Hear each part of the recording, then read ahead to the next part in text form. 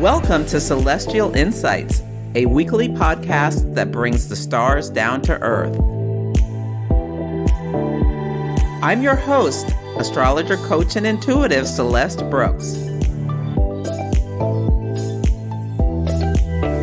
My purpose is to provide practical, unique, and insightful guidance to help you navigate the energies of the week like a boss. Hello, this is Celeste of Astrology by Celeste, and on this episode, I will discuss the astrology for the week of February 12th, 2023. I would like to invite you to some events that I'm having in the next couple of weeks. First up is the Pisces New Moon Workshop. I hold these workshops every month, and they're really intended to help people set intentions and manifest their goals by understanding where the energy is in terms of their personal natal charts and how best to work with the flow of the energy rather than against the tides. And most participants get the opportunity, if they so want, to have my thoughts on their natal chart. And it's wonderful because we can look at the charts as well as look at what's going on in the collective related to the energies and the archetype of the sign.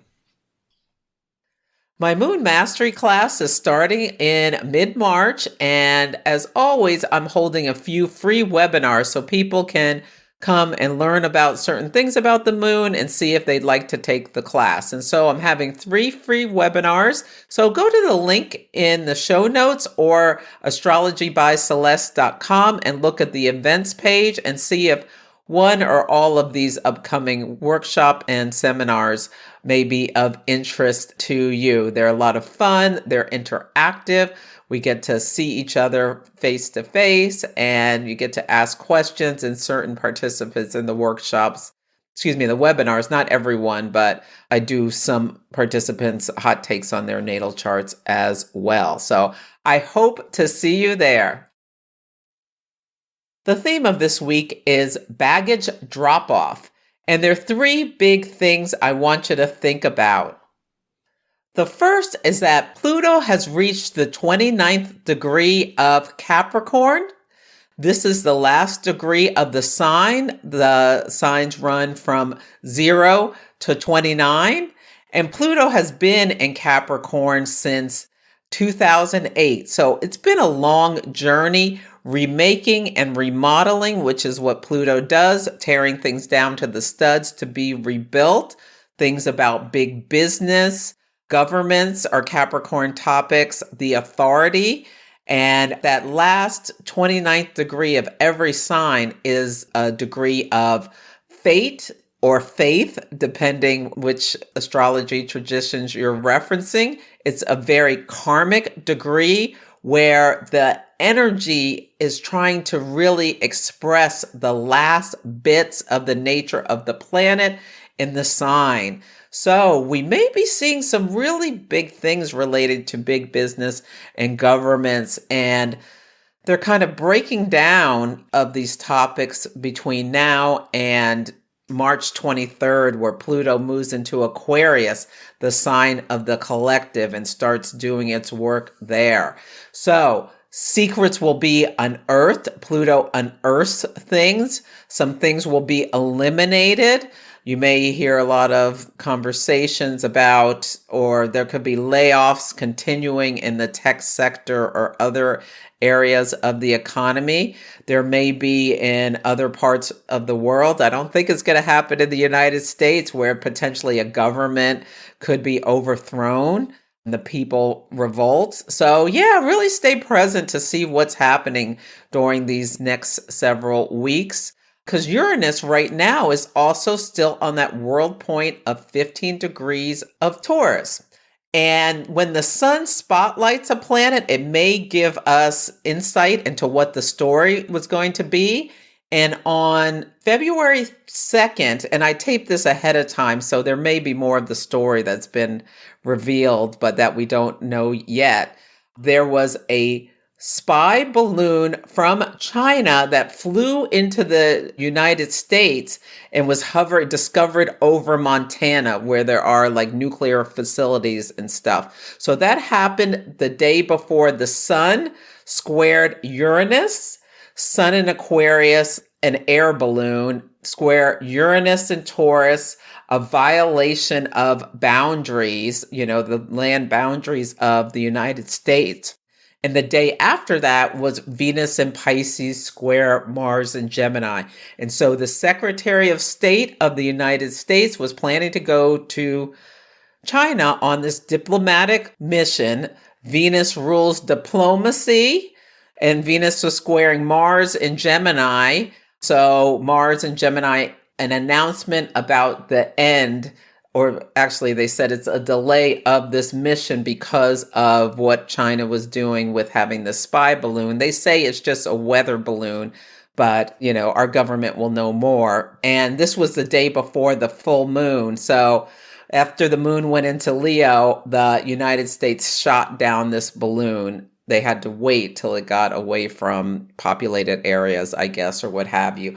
So this is spotlighting tensions that were of a Uranian nature, like out of the blue, sudden events that caused a bit of chaos within the United States government trying to figure out what was going on. So there may be more to this story as the 29th degree of Capricorn is highlighted, as well as Uranus on a world point for the next week or so. That has something to do with United States/China relationships. But yeah, government tensions could be a story that's popping up quite a bit. As an example, when Mars was at 29 degrees of Aries, back on January 6, 2021, we had the American insurrection where there was a riot at the U.S. Capitol. And it stopped right about the time that Mars went into 0 degrees of Taurus. So that 29th degree holds a lot of energy, and Pluto moves so slowly, it's going to be there for weeks. So it'll be really interesting to see what comes up around the world in relation to governments and big business, especially in the next couple of weeks while Uranus is on the world point, because things will be unexpected. The second thing I want to make you aware of is that tomorrow there'll be a last quarter moon at 24 degrees of Scorpio. So the sun at 24 Aquarius squaring the moon at 24 Scorpio. And yeah, this can be a time where we really consider what intentions we set at the new moon. The new moon in Aquarius, that was about 3 weeks ago. Have we achieved our goals? What did we learn over this moon phase? What are we finally releasing so that we can start something anew? Did any consequences come from any actions we took? Venus conjunct Saturn was a big feature of this lunation. So did you separate from something you love, or let go of an expense, or have an unexpected bill, or commit yourself to a love relationship or a new job or something that was of that nature? And what did you learn over the last several weeks? And you can look back and see the whole story of this moon phase family. There was a new moon in Scorpio on November 14th of 2020 at 23 degrees of Scorpio. The first quarter moon, where the sun was in Leo and the moon was in Scorpio, was August 15th of 2021. The lunar eclipse of last May 15th of 2020, the sun in Taurus, the moon at 25 Scorpio, and now we're coming to the last quarter moon on February 13th. So think back to that whole story. Something that might ring a bell was that November 14th date was right around Thanksgiving of the first year of COVID. Maybe you can connect through that, connect through the Scorpio signature. Scorpio is an intense water sign about power dynamics, about the shadows, things we'd rather disown, the life, death, and birth cycle, transformation, going from It's the sign of the butterflying. You go from the chrysalis to the butterfly. The different archetypes of Scorpio include the phoenix, who can rise above the ashes after, things are burnt down to nothingness. The eagle, who can soar above and be very strategic. And the scorpion that just holds on to things and like strikes as soon as it's poked. So, yeah, you can think about those things in relation to this last quarter moon and see if you see a story. And if there's baggage you need to release. Water can sometimes hold on to things, hold on to jealousy, hold on to desires for vengeance, hold on to anger. Like, are you still angry about, your kids didn't come home for Thanksgiving in 2020? Yeah, or something like that. Or I don't know. There could be a lot of things that need to be released, or holding on to like childhood wounds, that this is a great time to really think about letting some things go. That's the work of this last quarter moon. And the last thing I want to make you aware of is that Pisces season starts on Saturday. Pisces is the last sign of the zodiac. It's mutable, watery energy. And, it's represented by two fish swimming in the opposite direction. It encompasses all of the signs before it. On the high road, this energy is very compassionate. It is seeking transcendence, speaking spiritual experiences. On the low road, there can be feelings of martyrdom or victimhood or escapism, like dissolving into, drug addiction or things like that, or alcoholism, or just doing things to numb oneself, because there's this feeling like strong Pisces energy finds the physical form of the body somewhat limiting. But this Pisces season is really important because the sun will spotlight ahead of Saturn moving into Pisces, maybe some things that you need to change. And it will tell you where you will experience more responsibilities, have an opportunity to develop mastery and or achievement after hard work. It also could be like just struggles and setbacks and things like that once Saturn enters the sign of Pisces. So look at your chart. What house is Pisces in? Do you have planets there? Do you have planets opposite or in a square? So opposite would be in the sign of Virgo. Squares would be Gemini or Sagittarius. Yeah, these parts of your life will be impacted once Saturn moves into Pisces. And I have a pre-recorded class that you can purchase. It's only $12, which will help you understand the nature of Saturn and Pisces, as well as what house in your chart will be activated and how you can work with this energy. That you can go to the link in the show notes or on my website, astrologybyceleste.com. On Sunday, the word of the day is redemption. I think this is a great day to clear your debts. When I started preparing for this, I keep hearing that song, Redemption Song by Bob Marley. And it really feels like this can be a week where we find redemption by letting go of old baggage and getting rid of debt. So if you need to pay someone back, pay them back. As we start the week, the moon is in Scorpio, the sign that in modern astrology we associate with the 8th house, which has a nature of other people's money. It also has to do with deep psychological processes, so you can think about that. There's not much going on in the sky. It's just the moon is having some tense conversations where like there's a potential for forgiveness and compassion, or you can go down the road of having conflict. It's up to you. Like really think about what you want to have happen. How are you going to deal with any kind of feelings like you're being held back or something unexpected? Can you think about how we don't break down, we break through? So consider that on this day. On Monday, the word of the day is emancipation. The last quarter moon at 24 Scorpio is at 8 a.m. Pacific time. So I really encourage you to spend some time thinking about what you need to let go of.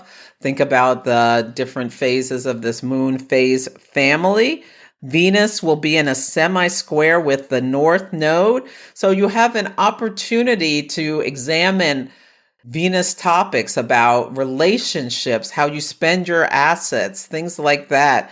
Are you moving yourself towards the North Node, a life of more simplicity and peace and harmony? Or are you like stuck back in the past with the Venus in a sesqui-square to the South Node, where you like to do things differently and have power struggles in your relationships, or feel like your power is given away and you can think this could have a nature to do with your work? Can you emancipate yourself from any mental slavery that's holding you back? The moon will enter the sign of Sagittarius at 5:30 p.m. Pacific time. I love Sagittarius energy. It is fiery, it is feisty, it is fun. Over the next couple of days, get some exercise, move your body. Can you be more optimistic? You may notice your mood elevate a lot when the moon goes into Sagittarius because the deep waters of Scorpio are intense. So you may feel a lightening with the moon moving into Sagittarius. On Tuesday, the word of the day is triumphant. So if there's something you've been working on and having a long time and having some difficulties getting to the finish line, this might be the day you can accomplish it. Mars is sesqui-square Pluto. So that to me, like if you have the determination to get something done and the optimism of the Sagittarius moon and drive, you can accomplish things. Now, you can also use this for power struggles. The moon's not doing all that much today or not getting anything done, but Tuesday is Mars Day. So this is a great time to tackle a task you've been struggling with and you may find success. Now, it's also Valentine's Day, so you could have a really sexy day today or an evening. So keep that in mind. On Wednesday, the word of the day is remembrance. So on this day, Venus, the planet of love, beauty, and harmony, connects with Neptune.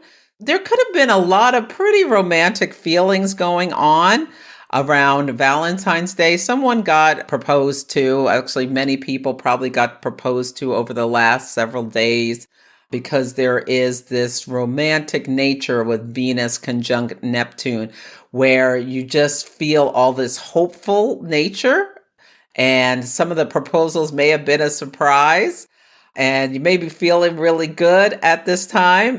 This is happening at 24 degrees of Pisces. So if you have anything around that degree in your chart, take a look and see if there was something that just made you feel really good and maybe even like forgave a person for all of their previous misdeeds or things like that. Now, deals made on this day may fall through. People may have made commitments and then backtrack from them. So keep that in mind. Until you've got things signed on the dotted line, there is a potential for there to be some kind of reversal. And the moon will enter the earth sign of Capricorn at 8:59 p.m. Pacific time. Capricorn moons are great times to get stuff done, plan your strategy for the future, and really work to accomplish your goals. So the rest of this week can be really go time at work. Now, Mercury is in the sign of Aquarius and it will square the nodes. So Mercury at 6 Aquarius will square the North Node in Taurus and the South Node in Scorpio. So this can be a crossroads. So somebody's going to propose unexpectedly and then be like, what did I do? Or somebody's going to accept a proposal and be like, what did I do? Which way do I go? And yeah, you may remember what you did and have some regrets. So be careful what you commit to is the message for this day. On Thursday, the word of the day is maturity. The sun will conjunct Saturn on this day. So spotlighting our commitments, spotlighting our responsibilities. And it's the last time the sun will meet Saturn in the sign of Aquarius for the next 28 years or so. So yeah, really think about, did you do your Saturn and Aquarius work? Think about all the responsibilities that you faced over the last, it's almost 3 years now that Saturn has been in Aquarius, mostly the last 2.5 years. Have you done the work? Have you released what no longer serves you? What do you want to separate from is also can be coming, something that can be coming up during this time. But this is the last little bit of work that Saturn's doing in our lives in the sign of Aquarius for the next 28 plus years. Thank goodness. Yeah, it's been quite a ride with this transit. The Balsamic Moon at 6 degrees of Capricorn starts at 6:33 p.m. Pacific time. Balsamic moons are a time of release, of letting things go. Slow down and allow yourself to get some more rest during this time. On Friday, the word of the day is serendipity. So luck may meet opportunity on this day. Mercury in Aquarius will be sextile Jupiter in Aries. They're both at 9 degrees. And so you may get communication from potentially a friend or someone in an organization you belong to, or maybe at work, that can help you grow. But it's an opportunity. So you're going to have to lean into it in order to make it work. It's not a guarantee. The moon will enter the sign of Aquarius at 9:34 p.m. Pacific time. It's a great night to do something with friends. Yeah, I like that. Aquarius is fixed air. It's the sign of the collective. And yeah, do something fun with some friends. On Saturday, the word of the day is conclusions. So this is the day the sun enters Pisces and Pisces season begins. I think there'll be a lot of things that we're wrapping up, or there's going to be a lot of internal stuff that goes on with this Pisces season. It's a great time to do a lot of self-care and inner work and go within. Pisces is a mute sign. It's a water sign. So there may not be words. It's a wonderful time to experience some things around the arts and music and culture, and have compassion and really notice what's going on, because when Saturn comes into this sign, some new work is going to begin. So I hope to see you at the New Moon Workshop or one of the Moon Mastery webinars. So go to my website, astrologybyceleste.com, and check out the events page. So that's it for this week's episode. Feel free to email me at celeste@astrologybyceleste.com if you want to share any thoughts, or let me know how the daily themes are playing out for you. Take care, and I'll catch you next week. Thank you for listening to Celestial Insights. To learn more about my work, please visit my website, astrologybyceleste.com, where I offer personal readings, horary consultations, cosmic coaching, group events, and classes to help guide people to higher levels of fulfillment. You can also find me on Instagram, YouTube, TikTok, and Facebook at Astrology by Celeste. If you enjoyed Celestial Insights, please help others find the show. Follow, rate it 5 stars, or write a nice review. I would so appreciate it. I'm astrologer, coach, and intuitive Celeste Brooks, and I'll be back next week.